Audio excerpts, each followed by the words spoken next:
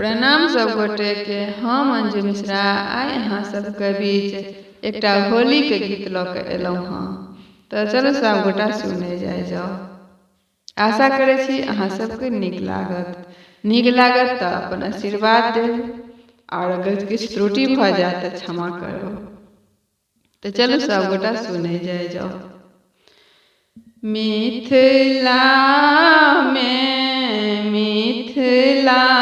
में होली मचे झमके हो खूब झमके। मिथिला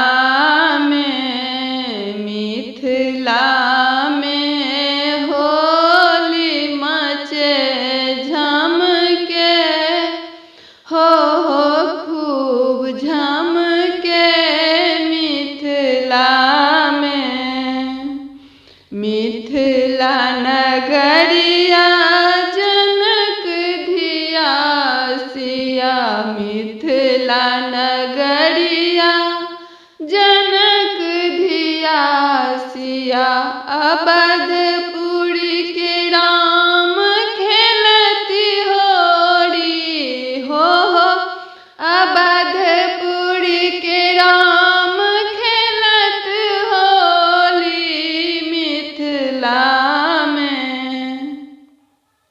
मिथिला में होली मचे झमके हो खूब झमके। मिथिला में वृंदावन में राधा रानी संग। वृंदावन में राधा रानी संग गोपियन संग कृष्ण खेलत होली हो। गोपियन संग कृष्ण खेलत होली। मिथिला में होली मचे झमके हो खूब झमके।